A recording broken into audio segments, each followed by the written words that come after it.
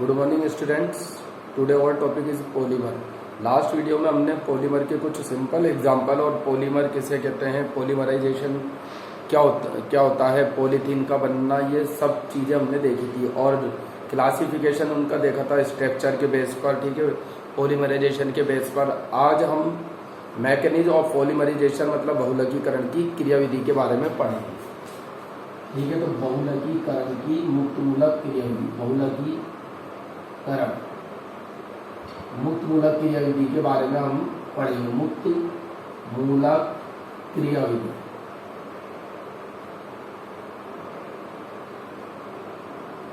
Mechanism of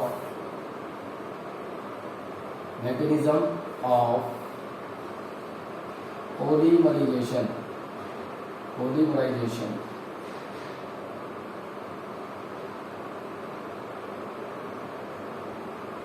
ठीक है, ये जो फ्री रेडिकल मैकेनिज्म है वो 3 स्टेप में कंप्लीट होती है।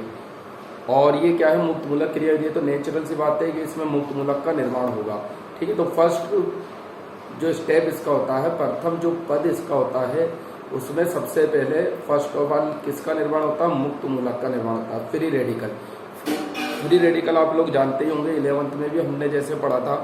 फ्री रेडिकल क्या होता है, जो बॉन्ड होता है, कोवेलेंट बॉन्ड होता है, उसके होमोलाइटिक क्लीवेज से बनता है, ठीक है ना। होमोलाइटिक क्लीवेज मीन्स अगर कोवेलेंट बॉन्ड है और उसका ऐसा क्लीवेज हो रहा है या ऐसा विदलन हो रहा है कि जिससे जो इलेक्ट्रॉन है दोनों एटम्स पर क्या हो जाए, सेम नंबर में डिवाइड हो जाए, ठीक है। Homolytic cleavage means cleavage of bond in which electrons are divided in equal number, ठीक है। तो वो क्या कहलाता है, अपना होमोलाइटिक क्लीवेज। और एक बात ध्यान रखिएगा कि होमोलाइटिक क्लीवेज से हमेशा फ्री रेडिकल का निर्माण होता है। और जो हेटेरोलाइटिक क्लीवेज होता है, कौन सा हेटेरोलाइटिक क्लीवेज होता है, उसमें केटायन और एनायन का निर्माण होता है। मतलब केटायन मीन्स ऐसी स्पीशीज जिस पर इलेक्ट्रॉन की क्या हो, कमी हो। एनायन मीन्स ऐसी स्पीशीज जिस पर इलेक्ट्रॉन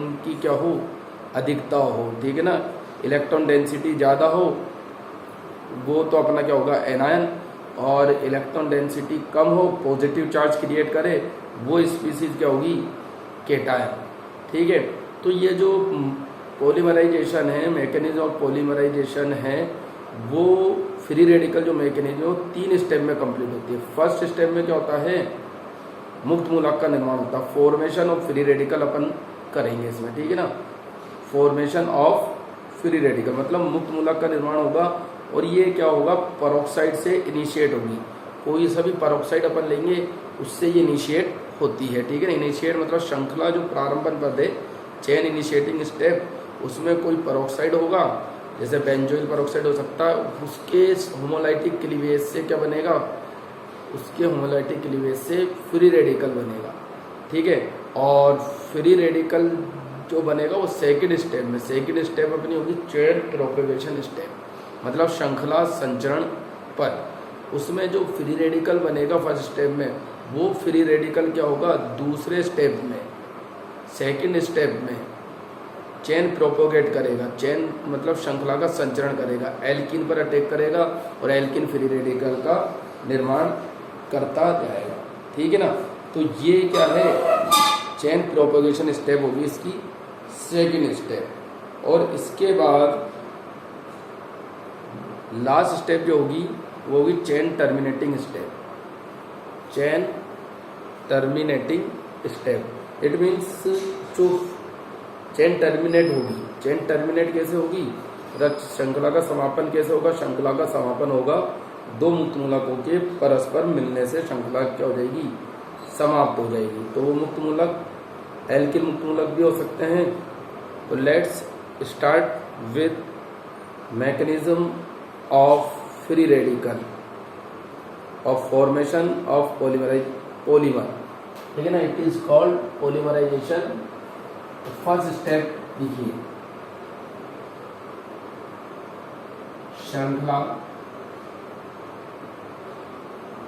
प्रारंभन पर, श्रृंखला प्रारंभन पर, ठीक है।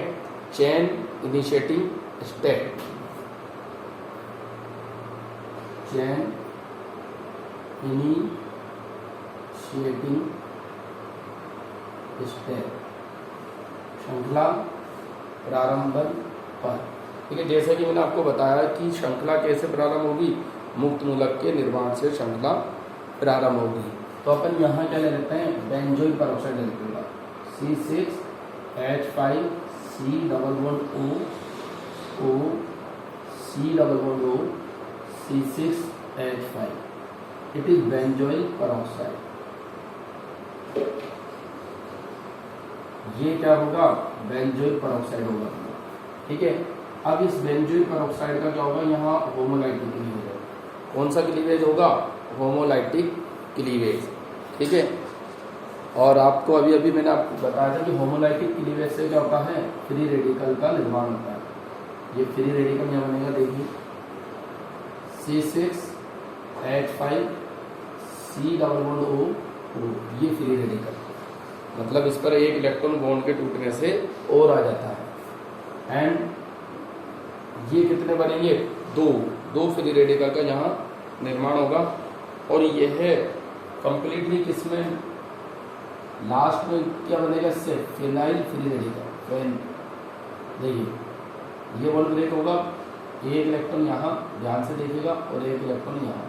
यहाँ जो इलेक्ट्रॉन होगा वो इस इलेक्ट्रॉन से कोवलेंट बॉन्ड का निर्माण कर लेगा। तो ये लास्ट अपना क्या बना, C6H5 फ्री रेडिकल, और ये जो C+O, ये और ये इलेक्ट्रॉन मिलकर क्या बना लेंगे, CO2। It's clear. तो ये फर्स्ट स्टेप में अभी अपना किसका निर्माण हो गया, C6H5 मतलब फेनिल फ्री रेडिकल। अब ये जो फेनिल फ्री रेडिकल है, ठीक है, देखिए C6H5 ये जो फेनिल फ्री रेडिकल है, ठीक है, ये phenyl free radical ethene molecule पर अटैक करेगा। अभी अपन पॉलीथीन का बनना समझ रहे हैं, मतलब योगात्मक भूलकीकरण को समझ रहे हैं। इट मीन्स किसको समझ रहे हैं, एडिशन पॉलीमर को समझ रहे हैं। समझ में आ रही बात, ठीक है। तो ये जो फेनिल फ्री रेडिकल है, ये किस पे अटैक करेगा, इस पर अटैक करेगा। ये यहाँ भी होमोलाइटिक क्लीवेज होगा, क्योंकि कार्बन और कार्बन की इलेक्ट्रॉन जो नेगेटिविटी है वो क्या है, सेम है। ठीक है बेटा। तो ये यहाँ जो एक फ्री रेडिकल होगा उससे ये फेनिल फ्री रेडिकल ऐड हो जाएगा। मीन्स इन दोनों के बीच क्या बन जाएगा, बॉन्ड फॉर्मेशन हो जाएगा। तो देखिए किस तरीके से होगा, C6H5CH2 और ये एल्काइल फ्री रेडिकल अपना बन गया।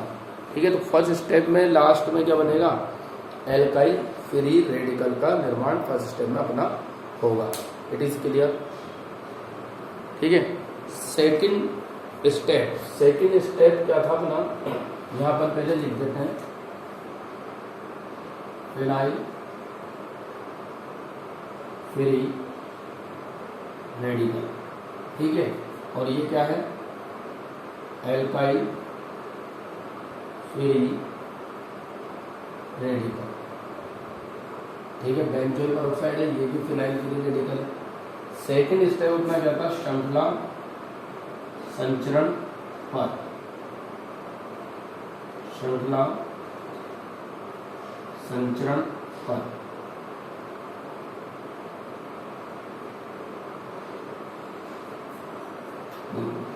चेन प्रोपोगेशन स्टेप, मतलब चेन कैसे प्रोपोगेट होगी, श्रृंखला कैसे आगे बढ़ेगी। ठीक है।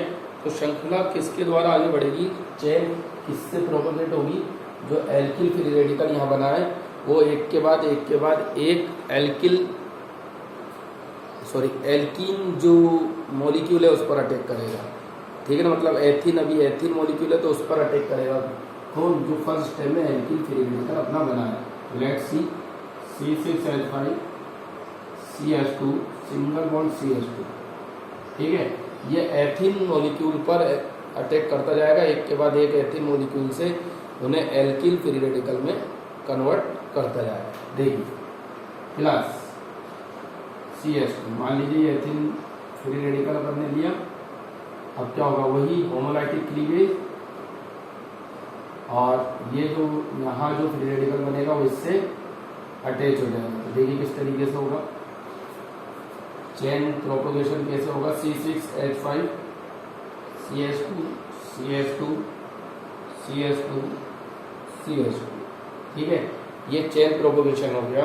अब इसी तरीके से ये क्या करेगा, N मॉलिक्यूल पर अटैक करता जाएगा और उसे अटैच करता जाएगा। मान लीजिए ये अपन ने लिखा C6H5 CH2 CH2 CH2 CH2।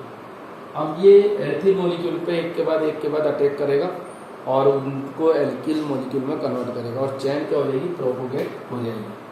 ठीक है, देखिए N CH2 double bond CH2, ये बॉन्ड ब्रेक होगा यहाँ और यहाँ ये जो इलेक्ट्रॉन होगा अटैच होगा। ठीक है, और अपन इस तरीके से भी इसे लिख सकते हैं, चेन प्रोपोगेशन को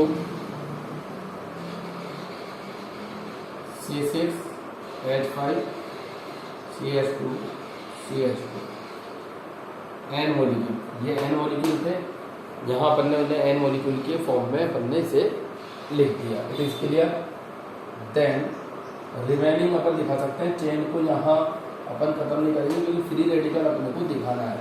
ठीक है, तो देखिए 1 2 1 2 3 4 5 6, 4 और बना दीजिए, CH2 4 carbon CH2 CH2 CH2 free radical. इस तरीके से चेन क्या हो रही है, प्रोपोगेट हो रही है, एक के बाद एक फ्री रेडिकल यहाँ बन रहा है और चेन क्या हो रहा है, प्रोपोगेशन चेन का हो रहा है। ठीक है, हाँ इसे एक बार नोट कर लीजिए। तो फर्स्ट स्टेप में आपने देखा कि फ्री रेडिकल किससे बना, बेंजोइक पेरोक्साइड से फ्री रेडिकल फॉर्म हो गया। ठीक है, और फिनाइल जो फ्री रेडिकल था वो फर्स्ट स्टेप में, ये ध्यान रखना कई बार ये गलती होती है कि मैकेनिज्म की फर्स्ट स्टेप में फिनाइल फ्री रेडिकल बनेगा और सेकेंड स्टेप में एल्काइल फ्री रेडिकल बनेगा। नहीं, फर्स्ट स्टेप में ही फिनाइल फ्री रेडिकल बनता है जो एथिन मॉलिक्यूल को या एल्किन मॉलिक्यूल को एल्काइल फ्री रेडिकल में कन्वर्ट कर देता है, और सेकेंड स्टेप में जो एल्काइल फ्री रेडिकल है वो एक के बाद एक एथिन मॉलिक्यूल को अटैच करते जाते हैं और चेन को प्रोपोगेशन करते हैं या चेन का प्रोपोगेशन होता है। ठीक है, तो चेन इस तरीके से प्रोपोगेट होगी, देखिए चेन लंबी होती जा रही है। ठीक है, इसका मतलब अपना बहुलक का निर्माण होता जा रहा है। ठीक है, तो लास्ट जो स्टेप होगी वो कौन सी स्टेप होगी, चेन टर्मिनेटिंग स्टेप। ठीक है, कौन सी स्टेप होगी, चेन टर्मिनेटिंग स्टेप, मतलब श्रृंखला समापन पर। तो I think this two step is clear. ये दोनों स्टेप आप नोट कर लीजिए। एंड जो थर्ड स्टेप है उसका नाम लिखिए श्रृंखला समापन पर या चेन टर्मिनेटिंग स्टेप। ठीक है, इसे रफ करते हैं और थर्ड स्टेप अपन देखने की कोशिश करते हैं।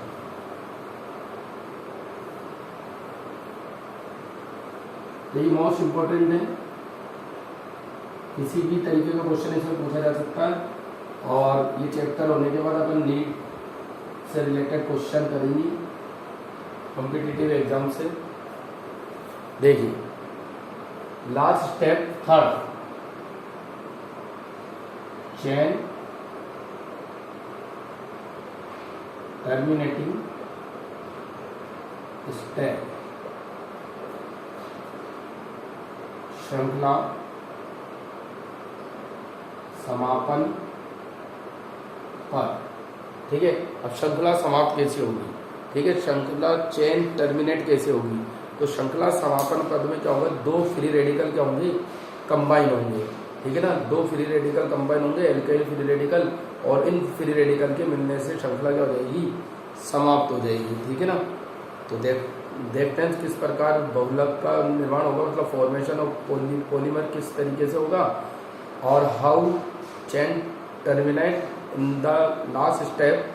ठीक है, थर्ड स्टेप में देखिए, जो सेकंड स्टेप में अपना फ्री रेडिकल फॉर्म हो रहा था, ये फ्री रेडिकल था अपना चेन प्रोपोगेशन स्टेप में C6H5 and CH2 CH2 CH2 CH2, इस तरीके का सेम फ्री रेडिकल अपन यहाँ पर बनाना।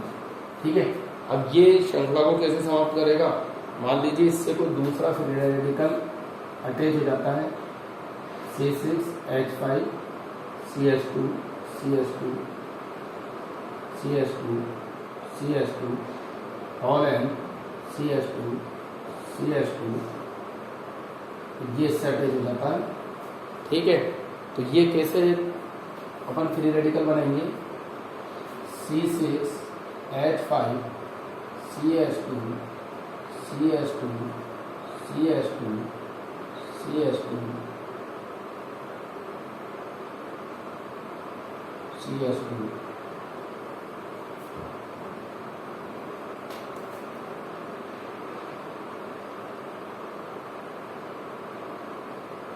ठीक है। अब इससे ये अटैच हो जाएगा, देखिए मैं नीचे लिख रहा हूँ, आपको बिल्कुल सीधे लिखना है। ठीक है, CH2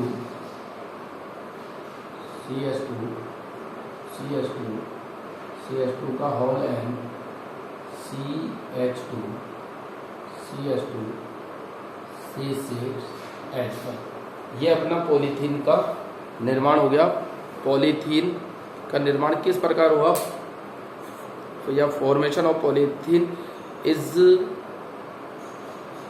क्रिएट बाय, और polythene is create by free radical mechanism. ठीक है, जिसमें अपन ने 3 स्टेप देखे, chain initiating step it means formation of free radical, chain propagation step जिसमें एल्काइल फ्री रेडिकल फॉर्म हो रहा था। ठीक है ना, और चेन टर्मिनेटिंग स्टेप जिसमें कोई भी 2 जो अपने फ्री रेडिकल हैं वो आपस में जुड़कर या आपस में कंबाइन होकर क्या करते हैं, चेन को टर्मिनेट करते हैं, चेन को क्या करते हैं, समाप्त करते हैं। ठीक है ना, और श्रृंखला समापन जैसे ही होता है वैसे ही अपना क्या पॉलीथीन का निर्माण हो जाता है। ठीक है, इट इज़ क्लियर। इसके बाद हम जो देखेंगे वो कुछ अपने जो यूजफुल जो पॉलीमर है, जैसे polythene low density high density polythene कैसे बनता है, उसमें डिफरेंस अपन देखेंगे, और उसके बाद और भी जो इम्पोर्टेंट पॉलीमर है उसके बारे में भी अपन इसे देखेंगे। लो डेंसिटी और हाई डेंसिटी पॉलीथीन में डिफरेंस भी पूछा जा सकता है, और ज़्यादातर पॉलीमर में से क्वेश्चन क्या आते हैं कि आपको कोई सा भी पॉलीमर का नाम दे दिया जाएगा, जैसे टेफ्लॉन की मोनोमर यूनिट्स बताओ, नायलॉन 66 की मोनोमर यूनिट्स बताओ, इस तरीके के क्वेश्चन इसमें आपको आने चाहिए।